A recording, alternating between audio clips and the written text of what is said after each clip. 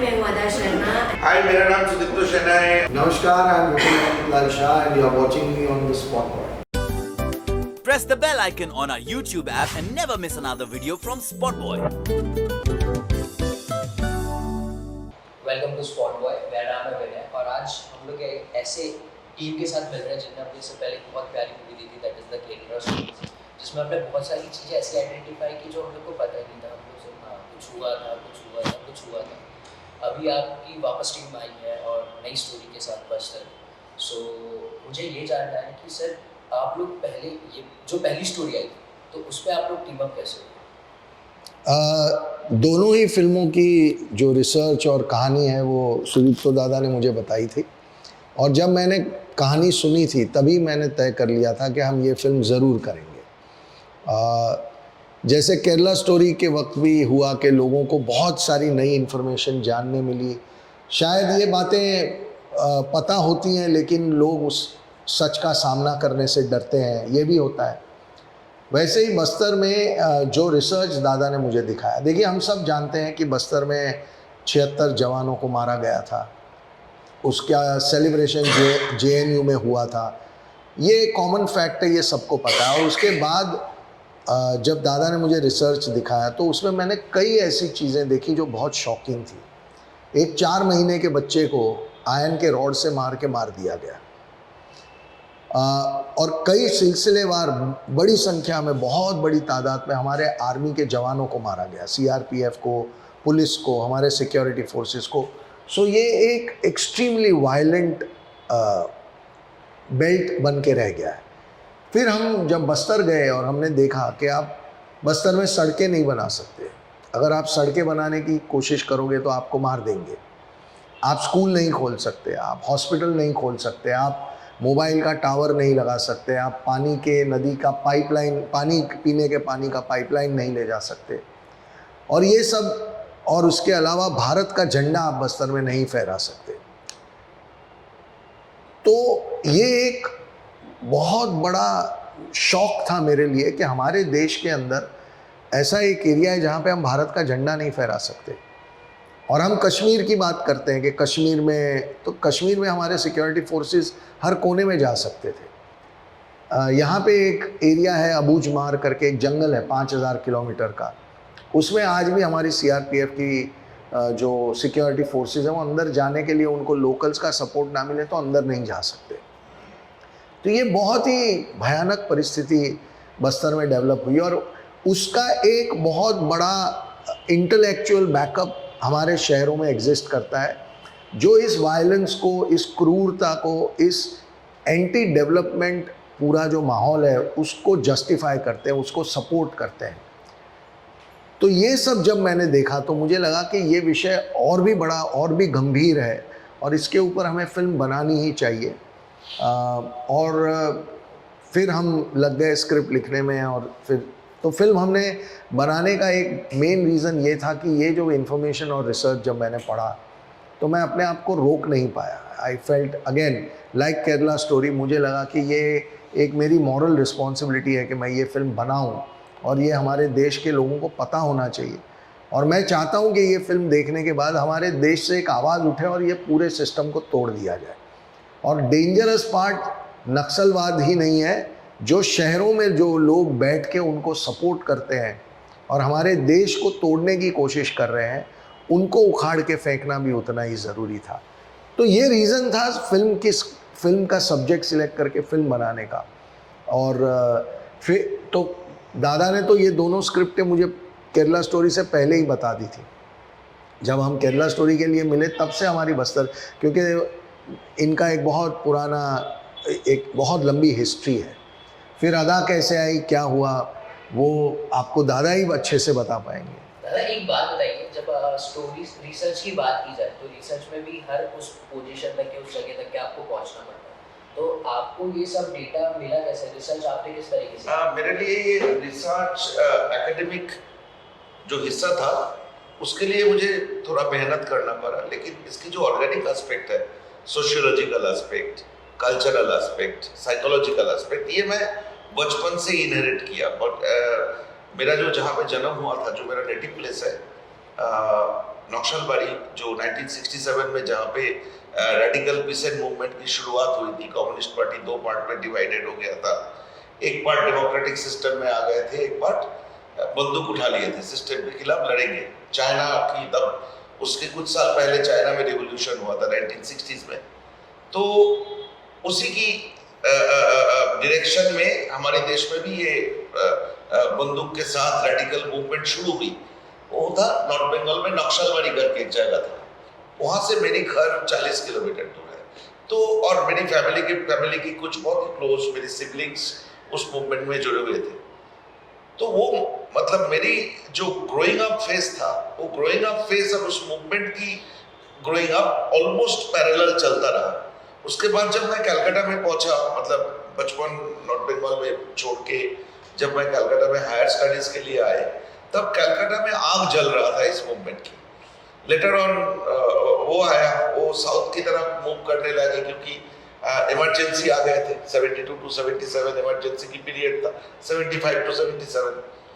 तो तब बंगाल में ये मूवमेंट में थोड़ा सा कमी आई, लेकिन वो बिहार, झारखंड, उड़ीसा, महाराष्ट्र, आंध्रा, जो उस समय पे आंध्रा में तेलंगाना मूवमेंट चल रहा था, जो एक जमीन की 3 पार्ट में जमीन की हिस्सा किया जाएगा, तेभागा मूवमेंट बोलते थे।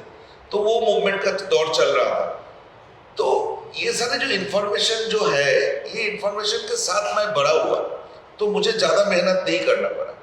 जब पता चला कि पूरे देश में से ये मूवमेंट, रेडिकल पीसेंट मूवमेंट या माओवादी मूवमेंट या नक्सलाइट मूवमेंट समेट के इंडिया की बिल्कुल केंद्र में जो छत्तीसगढ़ राज्य है अभी, उसकी भी एक साधारण पार्ट में 6-7 डिस्ट्रिक्ट को मिला के जो एरिया को बस्तर बोला जाता है, वो बस्तर जाना मैंने शुरू किया 2005, 6, 7 तब मेरा एकेडमिक इंटरेस्ट आने लगा। एकेडमिक इंटरेस्ट मतलब जो आज आप फिल्म में देखेंगे, उसमें जो डेटास है, उसमें जो इंफॉर्मेशन है, जो एक्चुअली ऑन ग्राउंड सफर कर रहे हैं जो लोग, उनकी जो एवरीडे की कहानी हमने उठा के लाए इस फिल्म के लिए। तो ये एक ऑर्गेनिक प्रोसेस चल रहा था। मैं जब विपुल जी से मिले, तब जरूर हमने केरला स्टोरी पहले बनाए, लेकिन हो सकता था कि ये पहले बनाए, केरला स्टोरी बाद में बनाए। ये एक हमारी जस्ट लॉजिस्टिकल अरेंजमेंट था, लेकिन research work, script development almost हमने एक साथ ही किए दोनों की। और आधा मैम की एंट्री कैसे? हाँ, अच्छा, आधा से पहले मैं बोल देता हूँ। एक्चुअली केरला स्टोरी जब हम कास्टिंग कर रहे थे, केरला स्टोरी हमने इनिशियली हमने मलयाली एक्टर ढूंढ रहे थे, क्योंकि आपको शालिनी उन्नीकृष्णन, आदा शर्मा करेगा, ये बहुत आसान डिसीजन नहीं था। फिर हमने तमिल एक्ट्रेसेस भी ढूंढे। उसके बाद जब रियलाइज किया कि ये स्क्रिप्ट के साथ मतलब सिर्फ एक्टिंग ही नहीं, बहुत सारे ताकत चाहिए, बहुत सारे मन को समझाने वाले, बिकॉज ये कहानी आसान नैरेटिव नहीं था। इसमें इसको करने के लिए जो फिल्मी लैंग्वेज में जिगरा बोलते हैं ना, वो जिगरा चाहिए। तो हमें बॉम्बे में एक जिगरेदार एक्ट्रेस मिल गया जो है आदा शर्मा। उसके बाद आदा जिस तरह केरला स्टोरी में किए, तो मुझे ये लगता है कि मैं विपुल जी से भी डिस्कस कर रहे थे, 100 साल की इंडियन सिनेमा की हिस्ट्री में ऐसा कभी नहीं हुआ कि कोई भी एक्ट्रेस के ये कैरेक्टर को नेल पेंट कर रहे हैं लोग, टैटू बना रहे हैं लोग। तो मतलब एक डाइवर्सिफिकेशन की एक क्रेसेंडो में पहुंच गए आदा की कैरेक्टर। तो बस्तर में हमें चॉइस करना बहुत आसान था, जस्ट एक फोन कॉल ही जरूरत था कि आदा यू आर डूइंग। आपका रिएक्शन क्या था जब आपको इस मूवी के लिए ऑफर आया? यस और हाँ, like it's a real life story, तो उसमें कुछ रियल लाइफ कर रहे होते हैं या तो फिर आप जब कमर्शियल कर रहे हो, उसमें 2 डिफरेंट चीजें होती है। और जब रियल लाइफ आता है तो बहुत सारे aspects you have to be clear. आप जैसे नक्सल्स वाले की अगर बात करो, तो like I come from MP, ठीक है, वहाँ पे अगर नक्सलवादी बोले या नक्सलाइट्स बोले तो people are like taking steps back कि नहीं, थोड़ा डर जाएंगे। लाइक कल का इंसिडेंट बताता हूँ, I met a new guy and मैं बोला कि मैं एमपी से हूँ, ओह नक्सलवादी, वो एकदम शांत, थोड़ा सा लाइक बिहेवियर में चेंज यू कैन आइडेंटिफाई। तो ऐसी जब मूवी कर रहे हो और जिसमें हो सकता है कि यू आर जस्ट अगेंस्ट नक्सलवादी और ये सब चीज़ें होती है, तो डू यू डोंट थिंक कि अब वो जब ये मूवीज देखेंगे तो उनके दिमाग में कुछ वो कुछ अलग आपके बारे में सोचेंगे? नहीं, पर firstly to do a movie or not, मैं ये सब नहीं सोचती। मैं बहुत इंट्यूटिव हूँ, चाहे वो फिक्शनल हो या रियल हो। मैं अपना इंट्यूशन बहुत ट्रस्ट करती हूँ। तो इफ़ आई फील कि मुझे करना है आई am very sure. If I am sure कि नहीं करना है, आई एम वेरी श्योर नहीं करना है। So this of course I was very sure कि करना है। बट अगर आप ट्रू लाइफ इंसिडेंट के बारे में आप बता रहे हो और आप टेररिस्ट लोगों के अगेंस्ट खड़े हो, तो I am definitely on the side who is against the terrorists. I'm not here to stand for someone who's bullying somebody else. So when I knew that this film is on the side of people fighting terror, जो नीजा माधवन है वो system के खिलाफ लड़ रही है, corruption के खिलाफ लड़ रही है, तो आई वाज नहीं, और एक बात बता दूं, ऐसा नहीं है कि आधा जस्ट एज एन एक्ट्रेस इस फिल्म में काम करने आई। आधा आप जानते हैं दांतेश्वरी मंदिर के बारे में, आप एमपी से आए तो उस एरिया की सबसे बड़ी सबसे प्रभावशाली जो मंदिर है उसको वो दांतेश्वरी मंदिर बोलते हैं, दांतेवाड़ा में है। शूटिंग से पहले वो दांतेश्वरी मंदिर गए, जो छत्तीसगढ़ मध्य प्रदेश के लोग सोचते हैं कोई भी शुभ काम करो आप दांतेश्वरी माता की आशीर्वाद ले लो, तो आधा वहाँ पे गई, दांतेश्वरी माता की आशीर्वाद ली। उसके बाद आधा वहाँ पे जो IPS officer, cobra force, CRPF, उनके साथ दिन बिताए, उनके साथ जंगल गए, उनको वो लोग कैसे खाते हैं, कैसे बात करते हैं, वो फर्स्ट हैंड एक्सपीरियंस की। तो ऐसा नहीं है कि जस्ट एज एन एक्ट्रेस वो आ गई है, वो first hand experience organically Chhattisgarh Bastar को समझी, तब जाके ये फिल्म करने ये शूटिंग की हमारे साथ। टीजर में आपका जो मोनोलॉग है स्टार्टिंग वाला, दैट वाज वो इतना परफेक्ट है कि जब मैं वाज वाचिंग तो मेरे एकदम गूज़बम्स आ गए। Wow, thank you. The second part is like कि अब फिर उसके बाद माइंड में पूरा था कि ऐसा भी हो रहा है, and now that after that watching that trailer अब फील होता है कि अब तो देखना है कि एग्जैक्टली और हुआ क्या था। सो अब मैम आपका इस मूवी के साथ एक्सपीरियंस कैसा था? Thank you for liking the trailer. I think पर I realize like as an actor, अगर आपके लाइंस अच्छे लिखे गए या आपको कोई सही डायरेक्शन दे रहा है, तो क्या क्या कमाल के परफॉर्मेंसेज आप उठा के निकाल सकते हो किसी से। That with Kerala story also we saw, and I think with Bastar hopefully also आप देखोगे। जैसे सुदीप्तो सर ने कहा, स्टार्टिंग में हम लोग दंतेश्वरी मंदिर गए थे, एंड वहाँ एक ये है कि ओनली अगर वो माता चाहती है तो आप शूट कर पाओगे, नहीं तो ये मूवी नहीं होगी। ये वहाँ की कहावत है, वो करने नहीं देंगी आपको काम वहाँ पे, या मूवी भी नहीं होगा। So they said it's a very like आप जाओ वहाँ पे, बट देन अगर जागृत ये माता, हाँ, पर आई थिंक उनके ब्लेसिंग से बहुत अच्छी कंप्लीट हुई है movie, and I am looking forward for people to watch it. And वहाँ के जो आईपीएस ऑफिसर्स है, वहाँ के जो सीआरपीएफ है, बहुत सारी लड़कियाँ जो उनके फर्स्ट हैंड एक्सपीरियंसेस थे जहाँ वो जंगलों में रहते हैं, they were very kind to allow me to also observe them, to be with them, to live with them वहाँ पे, ताकि मैं सीख पाऊँ। तो मैम वहाँ पे कितने दिन ऐसा आपने पूरा रहे हो उनके साथ? I think like a week. हम लोग ऑफिसेज में भी आई वांटेड, सुदीप्तो सर चाहते थे कि मैं वो आईपीएस आईजी से भी मिलूं टू सी कि उनका पावर कितना है। एंड रियल लाइफ में मैं इतना आइडेंटिफाई नहीं करती हूँ कैरेक्टर से, बिकॉज मैं रियल लाइफ में मैं नहीं हूँ a person who is a incharge person who नहीं। क्या होता है ना, जो आईपीएस होते हैं, आप बॉम्बे में आईपीएस देखेंगे और छत्तीसगढ़ बस्तर में आईपीएस देखेंगे, डायमेट्रिकली ऑपोजिट होते हैं। वहाँ पे उनको जंगल वॉरफेयर की ट्रेनिंग दिया जाता है, स्पेशली जो इनहॉस्पिटेबल लैंडस्केप है ना, वहाँ की घना जंगल, जो विपुल सर ने अभी मेंशन किया, अबुझमार ऐसा जंगल है जहाँ पे जो गूगल मैप में नहीं है वो, मतलब आप समझिए इतनी घना जंगल है। उस एरिया में वहाँ के लोगों के साथ जो लोग बंदूक लेके घूम रहे हैं, माओइस्ट, उनके साथ लड़ाई करने के लिए जो बाहर से जाते हैं आईपीएस ऑफिसर, उनकी अलग ट्रेनिंग होता है। तो आधा को उधर जाना इसलिए जरूरी था कि उनकी बॉडी लैंग्वेज, उनकी जो कमिटमेंट लेवल, ये कम्प्लीटली अलग होता है शहर की आईपीएस की से। तो वो आधा के लिए बहुत बड़ा एक एक्सपीरियंस था इन लोगों के साथ टाइम बिताना। ओके सर, आप लोगों का एक बेस्ट एक्सपीरियंस जो मूवी में आपने एंजॉय किया हो या फिर बनाते हो? ऐसे तो देखिए क्या था कि ये बहुत चैलेंजिंग शूट था, क्योंकि हम जंगलों में शूट कर रहे थे।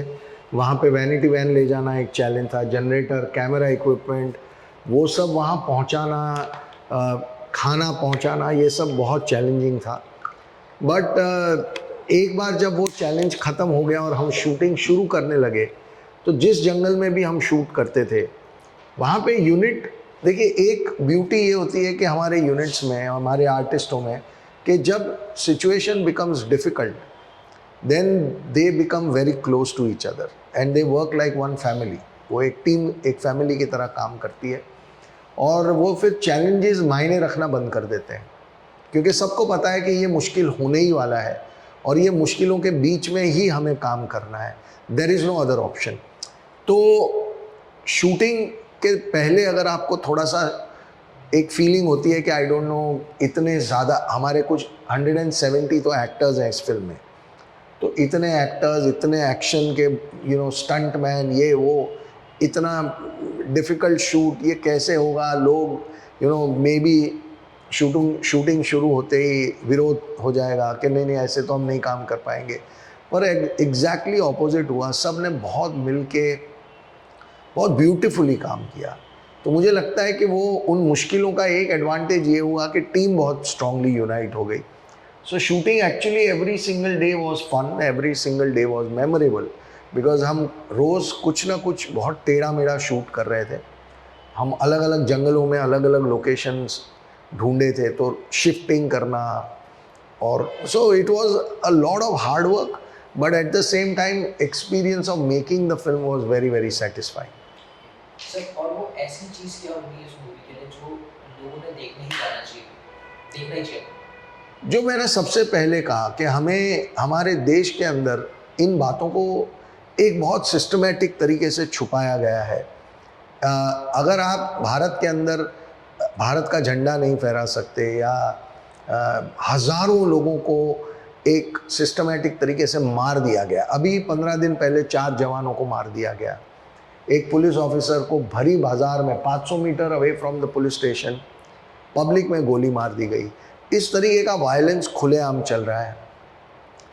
और जो शहरों में बैठे कुछ लोग हैं जो इनको कवर फायर देते हैं, जो इनको प्रोटेक्ट करते हैं, जो एक नैरेटिव बिल्ड करने की कोशिश करते हैं कि ये सब जायज़ है, वही लोग जेएनयू के स्टूडेंट्स को उकसाते हैं to celebrate on our 76 jawans killing.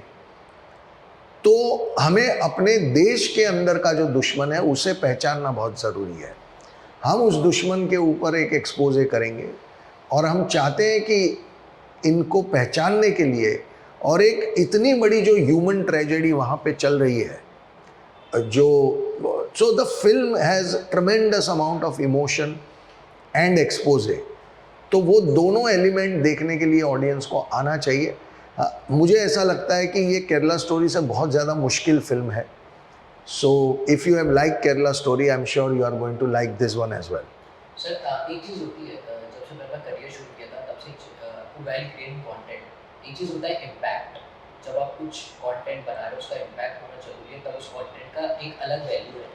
कि जब केरला स्टोरी आई तब हर जगह पे सोशल मीडिया में चल रहा था ये बातें फुल ऑन चल रही थी। So that is more important जो हमको देखने को मिला केरला स्टोरी के साथ। एंड आई विश कि बस्तर के साथ भी कुछ ऐसे ही हो, क्योंकि जब तक कि इम्पैक्ट क्रिएट नहीं होता तब तक कि मज़ा नहीं आता। लाइक मेरा तो ऐसा कहना है।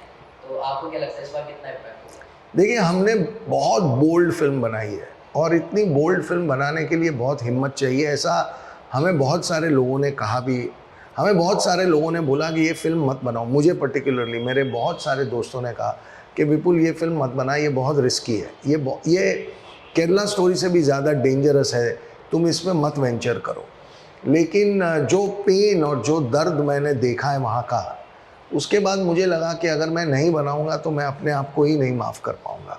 तो मैंने तय कर लिया था कि मैं बनाऊँगा। और हमारी पॉलिसी बहुत क्लियर है कि हम बिल्कुल सच बोलेंगे और बिना डरे खुल के बोलेंगे। तो केरला स्टोरी से जिस तरीके का वायलेंस इस फिल्म में है या जिस तरीके की ह्यूमन ट्रेजेडी इस फिल्म में है, वो शायद केरला स्टोरी से भी 2 कदम आगे है। तो मुझे लगता है कि लोग जब ये फिल्म देखेंगे तो वो एक उसके इम्पैक्ट से एक नेशनल डिबेट बनेगा इस विषय पे। जैसे केरला स्टोरी एक नेशनल डिबेट बना है, वैसे ही ये फिल्म भी एक नेशनल डिबेट का मुद्दा बनेगी, ऐसा मुझे लगता है, क्योंकि मैंने अब फिल्म देखी हुई है। मुझे भी कुछ ऐसा ही लगता है कि जिस तरीके से लोग बिहेव करते हैं ना, oh my God this is, तो अब मुझे भी लगता है कि ये मूवी तो देखनी चाहिए। उसके बाद ये भी आप 100% श्योर कि जब ये नेम्स नक्सलवादी, नक्सलाइट्स ये सब आता है ना, तो वो मोमेंट पे ना मुझे एक अलग क्रिएट होता है, क्योंकि लोगों के दिमाग में वही है कि हाँ कि ये लोग they are very bad guys, danger. Like when I used to travel in trains ना, वो कुछ ऐसी एरिया से ट्रेन निकलता था, तो देयर वाज वन आरपीएफ वाला बंदा आएगा and he will be like close the doors, इतने एरिया में कोई डोर नहीं खुले रहेंगे। मतलब उस टाइम में तब मैं छोटा ही था, तो अब सोचो कि कितना डेंजर उनका था कि ट्रेन के पूरे डब्बे बंद करवा रहे कि यू कांट स्टॉप। मैं आपको इस पे एक बहुत सिंपल छोटी सी बात बोलना चाहता हूँ। यूनाइटेड नेशन की रिपोर्ट है कि वर्ल्ड का सबसे खतरनाक संगठन है ISIS, जिसे हम आइसिस कहते हैं। सेकंड है बोको हराम, जो अफ्रीका में ऑपरेट करता है, और थर्ड है इंडियन माओइस्ट। जब यूनाइटेड नेशन आपको दुनिया का तीसरा सबसे खतरनाक संगठन डिक्लेयर करता है, तो आप सोचिए कि ये कितनी बड़ी बात होगी।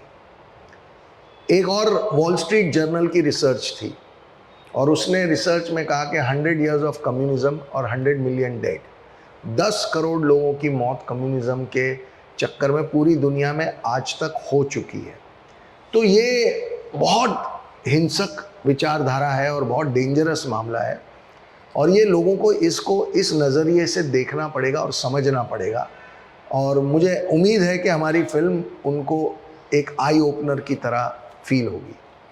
लास्ट क्वेश्चन, मुझे एक बात आई, जब इतना सब हो चुका है कि हमको पता है, आपको पता है कि this is too much dangerous, फिर भी इस मूवी को करने का एक ऐसा सबसे बड़ा रीजन, आप अपने देश को प्यार करते हैं तो फिर ये सब्जेक्ट आपको करना ही पड़ेगा। मैं अपने देश से बहुत प्यार करता हूँ, और मैं हमेशा कहता हूँ कि किसी को भी किसी पॉलिटिकल पार्टी या नेता से विरोध हो सकता है, और वो विरोध होना भी चाहिए, वो हमारी डेमोक्रेसी की ब्यूटी है, खूबसूरती है।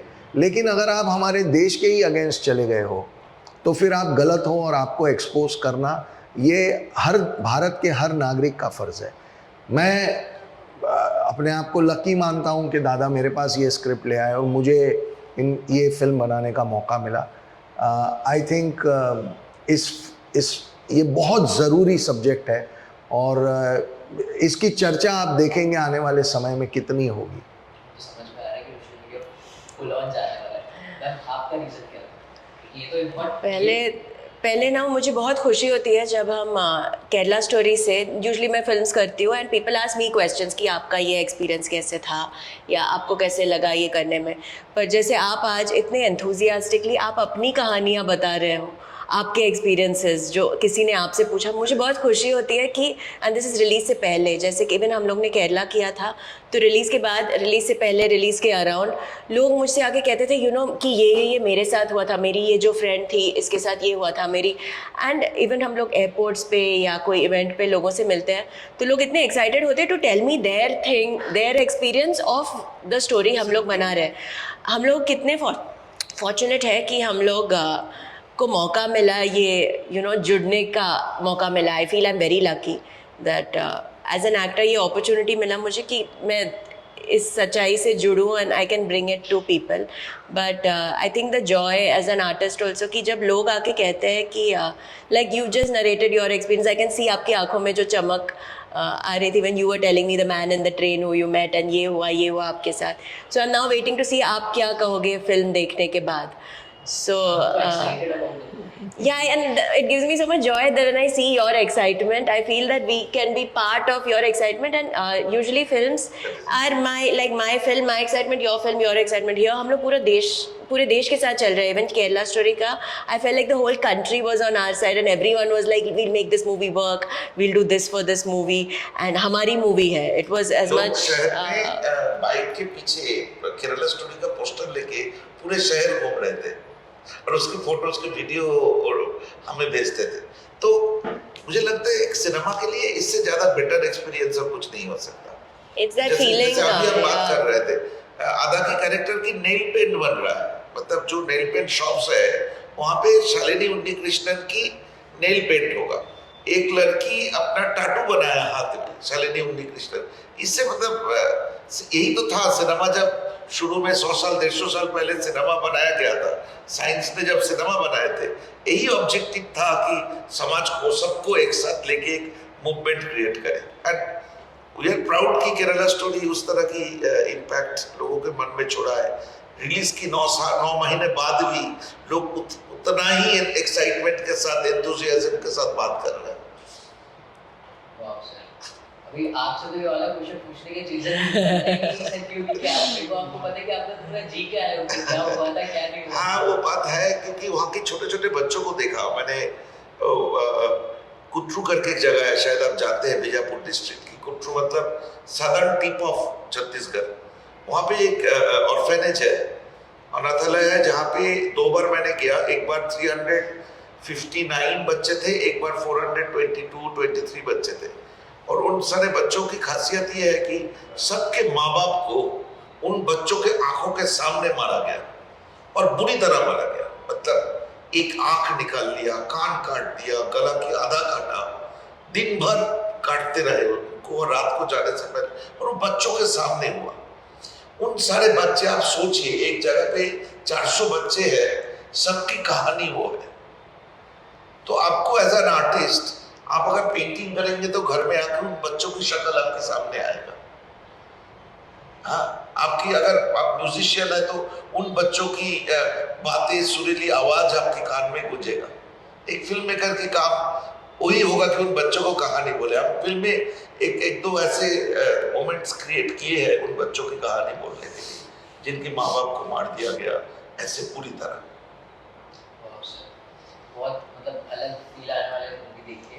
और आई थिंक सिनेमा का बेस्ट वे हिस्ट्री पढ़ाने का, जो स्कूल में जब पढ़ने बैठते हैं वी आर लाइक डेट्स याद नहीं है, बट जब ऐसा कुछ देख के हमको हिस्ट्री याद करनी होती है तो हम लोग को एग्जैक्टली उसकी एक्सपीरियंसेस याद रहते हैं, which is more important I guess date से ज़्यादा। सो सर थैंक यू इतनी प्यारी प्यारी मूवीज हमको देने के लिए, और जो भी आप नेक्स्ट देने वाले हो इतनी informative movies. So thank you for thank you so much. Spot Boy.